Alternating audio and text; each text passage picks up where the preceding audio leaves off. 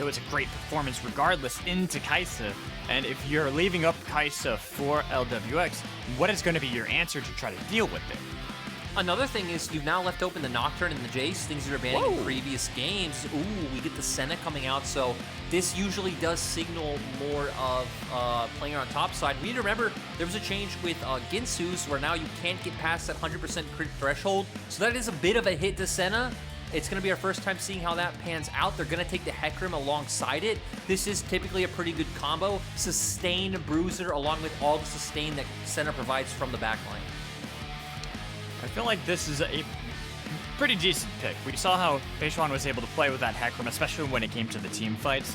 So now I'm curious what they're going to fall back to on FPX. Lillia, oh, they answered my question pretty fast on that one. So then with that locked in as well, is it going to be something in the bot lane to make it so that you're going to be able to hold on to those laners to be able to get counter picks later on in the draft? The Jace here would be very interesting for the fact that we just highlighted, hey, they have Senna, they have Dawning Shadows, they can always answer plays across the map. I like it. It was just a bit of a bait, and they bring out the Nocturne. They're going to make TT regret leaving this champion open. Well, they're going to have to ban Galio too, right? I feel like that's a must if you see Doinb playing Nocturne. I'm actually not sure, because I don't think Galio's a champion you can just blind pick into the support role. You can pick a lot of mages and just try to bully that one out. Instead, though, they're just going to go with the standard Senna Tahm Kenshin. This is not a lane we've seen for quite a while either. It's, you know, pretty good against team fights, really good against pick comps, which, hey, you're up against a Nocturne. That's pretty much as pick comp as you can get. And now for TT, I just want to see them keep indexing into 5v5 team fighting. And for FPX, you're right. I mean, I think their comp depends on what TT picks on for, but the Galio's there. You can play around sides. You can try and get more of a team fight composition either. I feel like FPX's comp is a little flexible as well. Though, big brain moment. Does TT leave it open and first pick it to go mid lane? I'm not quite sure. Your comp would probably be too low damage. You would definitely need a massive carry threat in the top lane.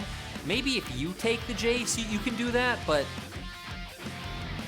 that would sound a bit awkward, right? Where you have like this like poking element in the Jace along with like Galio and Hecarim running in. It could work because Senna also plays from a range, but you know, TT have been a team that have been very interesting with their drafts today, so I'm not going to rule anything out. I'm just trying to think what's going to catch FPX off guard for TT. What's going to surprise them? Like the Galio pick, like it makes it so that it's damage lacking on the side of TT. It would not necessarily be the most impactful thing when it got to the late game, especially since we've seen that FPX are capable of scaling up, waiting it out. Ooh. But Lulu. We expect this to go into the top lane. It's something we've already seen this split in the top lane, but we also know it could go mid, right? He already knows what he's laning against in a Nocturne. Nocturne shouldn't have as easy kill pressure against the Lulu that we saw he had against the Syndra earlier on in today's matches. You do obviously have that wild growth available to you at all times, and I'm just tired of FPX flashing this Jace, and I'm glad they finally locked it in. It's Nuguri's best champion, in my opinion. He knows how to get the maximum amount of laning strength from it. And now in terms of support, there are a few champions that do well into the Tahm Kench. Bard, Rakan, I think those are the two main ones that come to mind. I wouldn't be surprised to see them just lock in the Rakan. I think Bard would be a bit awkward. This does go well with the rest of their engage, right? Nocturne, Kaisa, you have other champions that want to jump in with you. And they lock it in. Quick, Lyric, weird pick. What is TT gonna get here last? It's gotta be something spicy. Ooh, honestly, I'm not quite sure. Spicy. Oh. Whoa. That is really surprising because TT's comp is very low damage. I mean, FPX's comp is very squishy, so it actually might not matter too much. But if we get later into this game, you'll at least have the Senna to be there for you. But I'm more thinking of mid-game skirmishes, right? Who's going to be the main damage dealer? It's pretty much all going to be in the Xiaopeng. Hear me out. Imperial Mandate Malphite. I mean, just think about it. It's going to give more damage for your team. It's going to be AP. I don't think so. It's going to burst people. I don't think so, man. Come on. I know, you're probably right, but their life, they want to be able to maintain a hope a prayer, a dream of playoffs, but they gotta beat FPX in this final best of 3 game.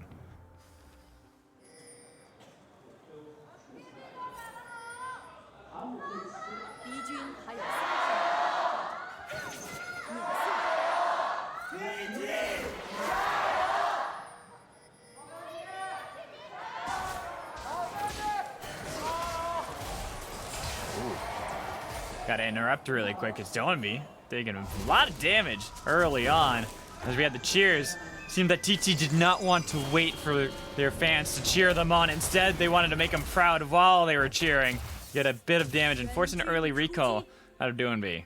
You know, it was really interesting because we see this come out from Nocturnes, not regularly, but we've seen this kind of cheese or level 1 numerous times where, you know, depending on which side you're on, you jump over the, you know, opposing Baron or Dragon wall. You look to wrap around and you have an unexpected flank angle coming out. But like you said, they turned on a Doinb. They weren't able to pull it through. We've got a lot to talk about already because we see Omni Stone coming out for Jace. This is a rune that I've talked about on broadcast quite a bit, to where it is much more of a win lane, completely dominate lane type rune, for the fact of how quickly you can cycle through runes is much faster than you would be able to, let's say, proc electrocute twice, or, you know, go through anything like that, like a press the attack or etc. So Nuguri trying to come out with pure dominance. I like to see it, and I'd say in terms of runes, it's probably the only standout thing on the Rift thus far. Yeah, I was about to say, I'm not used to seeing it on Jace. I've seen it in some other matchups, but bot lane, Sam D, Teeen, making sure that this is going to be their kingdom. Last time around, they kind of got bullied a bit early on, despite the fact that they wanted to be able to have that lane kingdom. Beichuan, speaking of kingdoms, getting an early invade with Xiaopeng being pretty low. Seems like he realizes that it's not a red buff that they can trade for, just gifting that over to Beichuan, and in fact gifting it over to Doinb instead. I like the fact that they're playing around this early lane prio. This is what I talked about, right? I mentioned how the problem for TT might be the fact of like the early lane prios coming in from the side of FPX. A really interesting thing though, Magical, about these comps is we said, hey, TT's comp doesn't have a lot of damage when we go into the mid game. The thing though is, for FPX, they have a very hard time of assassinating anyone on the side of TT. You have Lulu top Kench, you have Sustain coming out from your Senna, you have tanky meat shields in top and jungle. So Beichuan and LWX are gonna have to be the core members dealing a lot of this damage.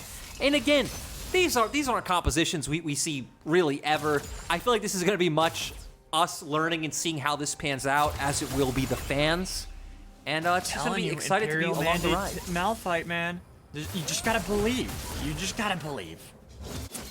Yeah, I'll believe it when I see it. You know what's actually interesting is we were seeing a lot of AP Malphite in solo queue in Korean Challenger before Spring Split started, like at the very start of the season. And then we came into Pro, we thought we were gonna see it, and all we got was Tank Malphite every game. So, you know, I'm still expecting Tank Malphite here once again today. You know what I miss? Imperial Mandate Maokai. That was fun. I don't. I had fun with it. But I also like to play like brand support and Vigor support, so, you know, take it with a grain of salt. Ooh. Are FPX gonna go for this? Yes, they are. Yeah. Might be able to get the flash. Twila holding on, though, saying, I don't need it. I'm fine. I have picks here to help me out. You know, we did see a bit of Imperial Mandate Maokai obviously early in the split. He was typically picked up as a lane counter to the Alistar, but, you know, once we got some of those nerfs coming through, he kind of got stopped. And talking to a lot of pros, they thought, hey, this champion is a bit cheesy. He doesn't actually provide too much in 5v5, like, coordinated games. He's much more of a solo queue champion, so I can understand why teams quickly went away from that one. Yeah, that is true. I mean, while I enjoy it, I am also someone that you shouldn't ever play solo queue games with. So I'll be the first to admit that. So top lane, Kalista taking a pretty bad trade. This is kind of expected, as you talked about with that Omni Stone. I don't usually see, I'm going back to how I was saying, I don't usually see Jace with it, but like you mentioned, it's so good at being able to bully something like a Malphite that is going to struggle to be able to clear off the minion waves or even go near him to be able to try to compete back. Ooh. Chris, be careful next time. I mean, right, this is a throwback. I don't know if people forgotten what Senna Tahm Kench is all about, but the whole point of this lane is they are so durable, they have so much sustain, it is too hard to actually chunk them out in these 2v2 trades. You typically draft this bot lane, leave them on an island, and play for the exact opposite side of the map, especially with the fact that they both bring globals / semi-globals. And it seems like FPX are just relearning that lesson. So, okay, I think I figured out what this composition is going to do, right? So, the idea is it's the war of attrition. And you gave me the idea because it's just talking about bot lane. You can't do anything to send a Tahm Kench. It's send a Tahm Kench. What are you hoping to do? So what they're doing is trying to get as many stacks as humanly possible for the Senna. And it is literally going to be a juggernaut composition built around Senna. I mean, I agree with you. That's what I think TT want to do and what they're setting up for. The problem is the fact that we've set up. I actually think FPX can get ahead enough early to where it won't really matter that TT are more durable. And then once it gets to the mid game, I don't think TT will have enough damage until we do get like 3 items in on Senna to have that kind of impact. And again, start stacking up a lot of souls. That is very fair. And given the fact that you already see that a lot of their lanes are starting to fall behind in CS, even mid lane Twila might have to use that wild growth to be able to survive, but Nuguri, perfect placement to be able to be there at the right place, right time. Chris Pierre as well to be able to get the knock up they need to, and first blood over to Beichuan. Really nice play, multi-man rotation coming out. I mean, all lanes are actually involved in this play. Chris from bot, Nuguri rotating on from top, Beichuan is here as well. And this is the problem. Like, sure, you can't actually punish Sam D and Teen in the bot lane, but the flip side of that coin is they don't have a lot of kill pressure on an AD carry who sits solo under turret catching waves. So Chris will have a lot of opportunities to roam and impact the map. We already see Nuguri off to about a 20 CS lead. We see Doinb having a lead in the mid lane, and they just need to keep up this tempo. You don't need to play TT's game. TT drafted this composition that is doing something completely other than what we've seen of standard League of Legends as of the past, I want to say couple months, but it even feels like the past like 2 years. And didn't you just say it's like to LWX and Chris, like, hey, leave bot lane. There's nothing you can do down there. Go somewhere else. And Chris, listen, he went immediately mid lane to make that play happen. Well, they are going to lose out on that dragon. It is still this big lead. If you look at the gold, only 1 kill has been picked up by FPX, but they still have a 1,500 gold lead because there's not much that the TT players can do to be able to keep up in CS. I'm just really curious, now that Rift Herald spawned, if we're going to see teams fight around this Rift Herald, and if my read is completely off, and TT actually do have enough damage to just take down FPX's members. Because, I mean, heck, could be true, right? We have Hecarim. The fact that Chelizi not that level 6 mark, maybe they can just burst out LWX outright or Nuguri, but, oh god, well, I don't think anything's going to come from this. A lot of damage onto LWX. They thought they had that level experience lead because LWX was 6 and you saw that Sam D was only 5, but unfortunately, it's not the easiest matchup. You see how much focus was put onto Tahm Kench and how little damage they were able to do, because again, it's the Senna Tahm Kench lane. And the other thing that this does, again, kind of going back a few splits, is the fact that this also gives you, I'd say, more like a different early game dynamic, right? Because your support's the one farming up, so you actually have a stronger frontliner. Tanks usually have a bit better base damages as well, so Teen's actually going to be able to have a large contribution in early skirmishes to where, again, CMD is more about utility. He's going to need more souls, but TP's coming out.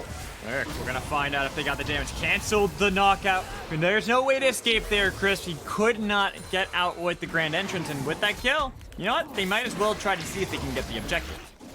I think they should be able to get the scot-free. LWX is still in the bot lane. He doesn't have TP. He's just going to be getting golden XP down there. And yeah, I mean, again, this wasn't the 5v5 I was hoping we'd get. I thought it was going to be more too. Yeah, again, I want to know, can TT survive? Like, does the war of attrition just work, right? Test. Yeah. Guys, just limit test for us. Just please, experiment for us. I'm sure you want to win the game and, you know, be able to get the best of 3 victory and all this stuff on the standings, but we just want to know if this is actually going to work. And here we go. Nuguri might be dead.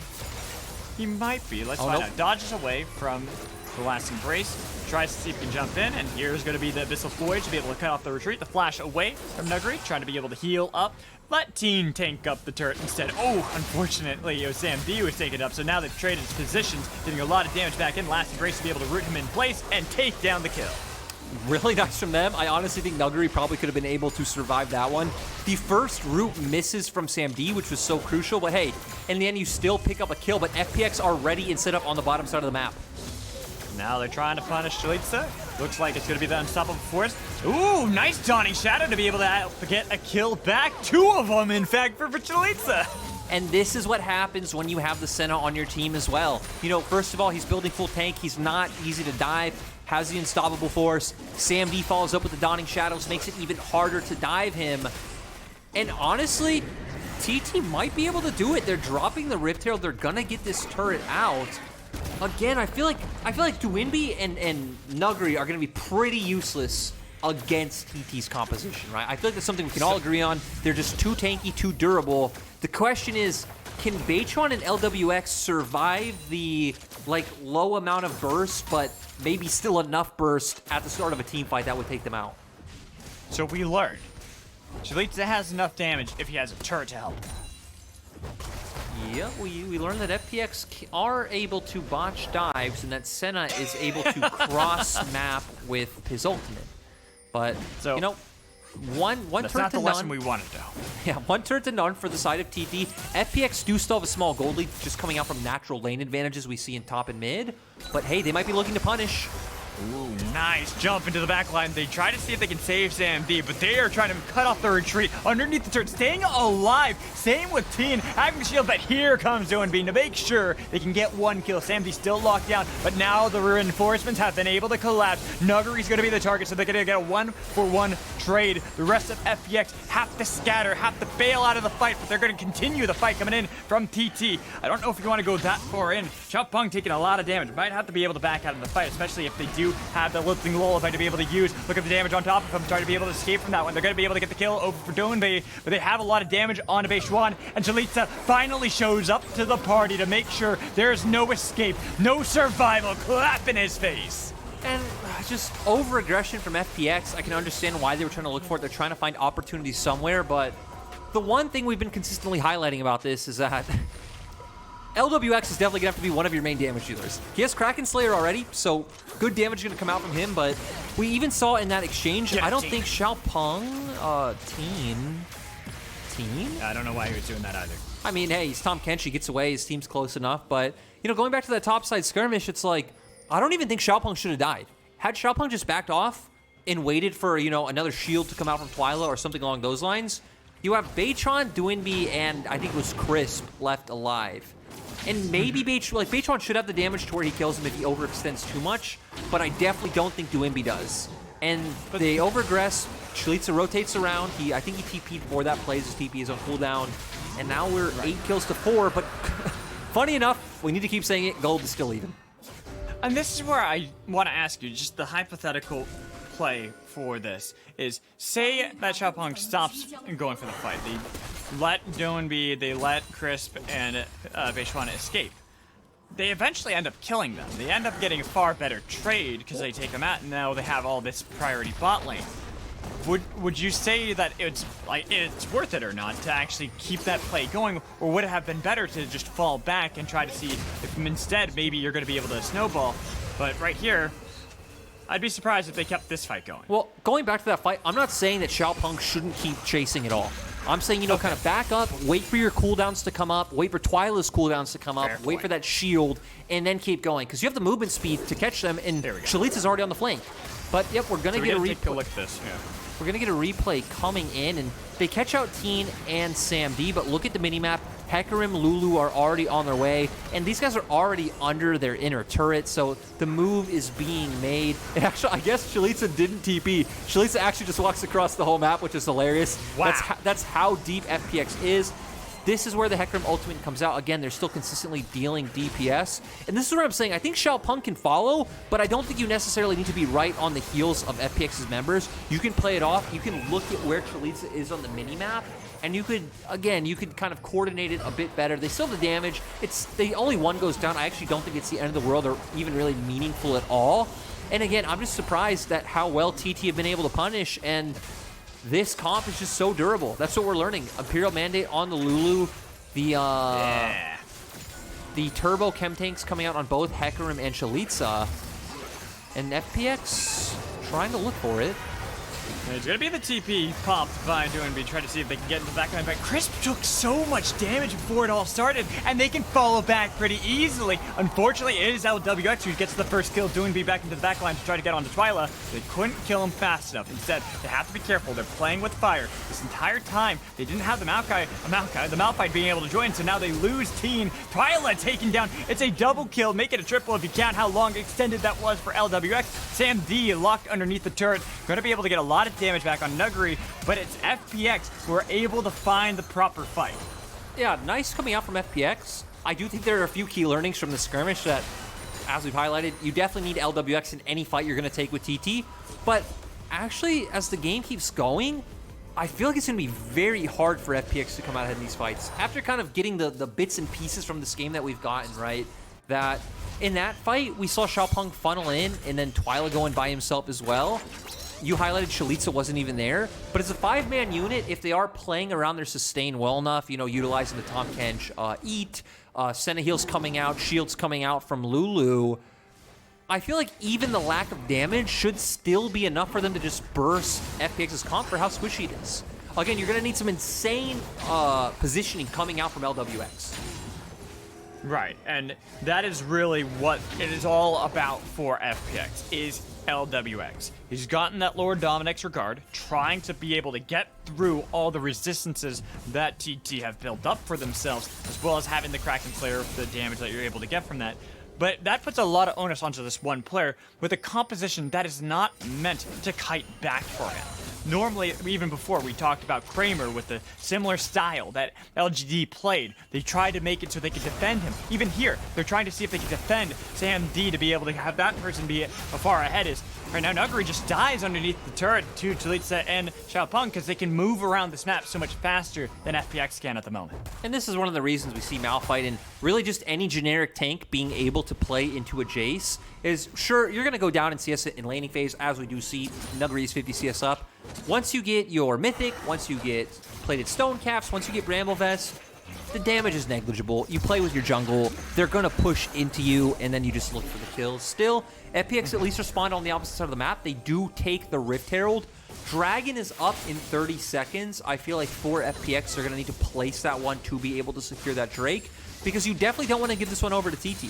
When our question about TT's comp is, hey, will they have the damage? Well, guess what? If they pick up 2 Infernal Souls, they, you know, it's no question. They're definitely, not 2 Infernal Souls, 2 Infernal Drakes and an Infernal Soul. They will definitely have the damage.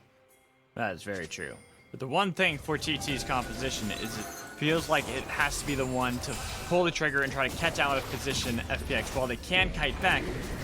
I'm just wondering when they want to be able to pull the trigger to try to see if they can get FPX. The Dragon just might die before they're able to show up in time. And LWX, we've already seen the amount of damage he's able to do a lot of these tanks. And Doinb waited that entire time to jump onto Twila, force a Wild Growth onto Lulu, so that LWX still kiting back, lilting Lullaby to help it out, getting the flash out of Chelizi, who's running away. It was a double kill for Beichuan. The rest of TT trying to escape with the flash forward, almost going to be able to burn down Twila. Doesn't get a shield, can't get it in time. The passive picks up a triple kill for Beichuan. You know, TT almost made me a believer. FPX though, Crystal going.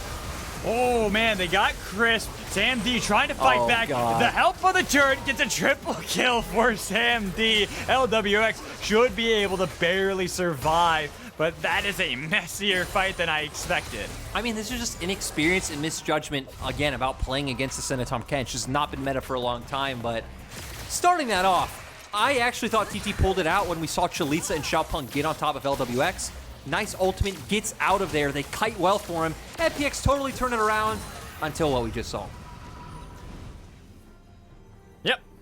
There's not really much analysis past that. I feel like you hit the nail on the head with that one. It's just a bit of inexperience coming in from the side of FPX on what they needed to be able to do to punish TT.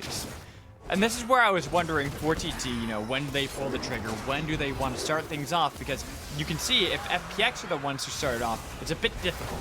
Well, I thought this was good because look at Malphite and Hecarim. They get right on top of LWX, but they buy space for him. Look at Crisp, look at Beichuan. Nice sleep comes out. I actually think that sleep is probably the MVP of the fight for keeping LWX alive. And if they're able to do that, Sure, you know, there's a skirmish going on the opposite side of the fight as well. Doinb gets taken down. I don't think it matters too much. Lillia picks up the triple, and then this is where we see they think they have the damage. Crisp goes in, nice W coming out from Teeen, and I mean, right, Samdi's range is increasing, his crit's increasing, he's just getting more damage, he's just getting bigger in this game, and right now he's 3-0-7 on the Senna. It's getting kind of scary, but this game is close. This game can go either way right now. 2K gold lead. This game is just so strange, Lyric. I'm just so... I think you're just as confused as I am with this game, because the compositions are just... They're fun, they're weird, they're wacky, and it makes it so much more fun to watch. They are wild. Also, we're learning our talking synergy is not on point at all. We're like those two people trying to go opposite ways on the sidewalk that keep walking in the same direction as the other one. But eventually, you know what? You go the right way. We're on different sides of the planet right now. We got a delay between the two of us, and we've been good most of the day. I feel like we have been doing perfectly fine until then. No, you're right. We are like 15 hours apart, I think, time zone wise. Yes. Actually, it might be 16 hours apart. I don't know. We're a lot of hours apart. We're seeing both teams posture around mid, and we're getting to see FPX throw out some of the poke that they have with Jace, with the Void Seeker from Kaisa, as well as just throwing down Swirl Seeds down mid lane with Beichuan. And again, it's about TT pulling the trigger that you highlighted before, funneling on top of LWX, Samdi, and Twila, pulling out some sustain from the back line. Ooh, Paranoia trying to jump on top of Twila. Wild growth to keep him alive, though, and that's the big problem, trying to be able to do that, even with a lot of damage into the back line. They're still all alive. Huge unstoppable force, but look at the damage from the Shock Blast, being able to take down two immediately for Nuguri. They continue to chase down TT, no longer having to fear. They can now turn for the Baron. Nice from them. We saw them get on top of Twila early. They forced out the wild growth on top of himself. LWX, nice use of summoners, completely funnels away from the Hecarim after the ultimate comes out. Like you said, this will be a Baron. This will be, once again, 3 lanes of pressure coming out from FPX. I think Nuguri is going to be massive at using this Baron. The thing is, FPX need to play around timers really well, because the second those ultimates come back up, I feel like they need to play together as a 5-man unit. Agreed. I think that they need to wait it out. There's going to be a little bit of time. They have pretty low cooldowns on all of their ults, so by the time everyone's reset, purchase the necessary items, already getting the lane set in a way like you look top lane, mid lane, bot lane, they're all essentially already ready to set up for the split push. But let's take a look back at that play and how they engaged it all onto Twila. Yeah, they find the angle, force the wild growth out, but still, we do see Xiaopeng find a nice angle, but look at that flash from LWX. He's completely out of harm's way, and this is where I feel like Beichuan is dealing a lot of damage, as well as Nuguri. They're doing a nice job. Nuguri able to find a way onto the squishy members. Beichuan, his damage over time is doing massive coming out. He has the Liandry's Anguish. This is such a critical item in this composition. And now we're playing for this Infernal Drake. Could be the second one of the game for FPX. More damage in their pockets, going to be great for them to be able to try to burst down TT like they have been doing, even despite the fact that they're pretty tanky. They got to be careful. Doinb is waiting for the flank, waiting to jump on top of Twila, jump on top of Samdi, but it is going to be at least the initial engage in the backline. Quickness was able to get a nice knock up in the backline. Twila uses the wild growth again, but LWX jumps right into the backline. Immediate double kill, continuing to chase down TT. It's a clean ace. Really nice play coming out from Chris Bright. You highlighted the quickness into the knock up coming through, allowing for multiple members to get on, and actually, I think FPX are able to end. 20 seconds. They might be. Yeah, they got Baron on everyone. They're going to try to see if they can end it here at 24.5 minutes. I didn't think that they'd be able to, but they are saying that they want this series, that they want this game, that game 1 was just a fluke. They will be able to end this game right when TT respawn. The snipe is not enough. The Nexus falls, TT fall as well, and FPX will continue to remain at the top of the standings. I was watching I Will Dominate talk about this, that this is one of the differences you see with like LPL compared to like NA, or even his own thinking. Like a lot of players thinking of, you know, you see those 20-second death time. Your stages to get these early leads that even though TT had a composition that was nigh unkillable if the game got long enough, they killed them before then. It was nice, and you know, we highlighted the lane advantages that FPX can be able to get early, and we saw that. Nuguri getting a massive lead in top lane, Doinb getting a bit of a lead for himself, I think about 20 CS in the mid lane, and they did a great job of at least finding ways to put pressure on TT, and I think abusing some of TT's team fight mistakes. Again, I was as interested to find out as anyone else, like, hey, is Malphite and Hecarim enough to be able to just one-shot LWX? We saw no, it wasn't, and especially with help from Beichuan and Crisp. I think they did a fantastic job of staying right next to him and making sure, hey, sleep comes out, the W comes out, the quickness comes out from the Rakan, and always making sure that LWX is able to reposition. And then Nuguri, I'm sure, is going to have insane damage numbers because he was just hitting Malphite all game long, but was very instrumental as well with some of those shot blasts coming out in later skirmishes. I want to see the damage charts, mostly because I want to see who did damage on TT besides Senna. I need to see this. I need to see where anybody on the side of TT was actually able to do anything besides relying purely on that Senna to be able to get most of the damage onto the members of FPX. And this game was also weird because we saw both teams punishing each other's mistakes, right? Both teams, as you're going to see, actually, no, really, only Sam D. I guess Twila putting up some decent damage, but nothing compared to FPX's. And I guess what we guessed held true, where we're like, hey, until the true late game, who's going to deal damage on this composition? Mid game, it doesn't really, no one has a mid game power spike on this comp in terms of damage. For FPX, the two members we expected to step up, LWX and Beichuan. And again, I do feel like Nuguri's damage is a bit padded by the fact that he's playing a ranged matchup into a melee matchup, but still, he did hit some crucial accelerated shock blasts in those games. And the thing is, you had Leandri's Anguish on Lillia, you had Kraken Slayer Kaisa, and you have enough to take down the durable front line of TT. I am a bit sad that TT lost because Imperial Mandate got built by Lulu, and I was like, yes, not Moonstone Renewer. Finally, it's something different. But what FPX did was they saw that and said, hey, no, we're not dealing with that. You're not getting extra damage from that, and we're going to just kill Twila every time.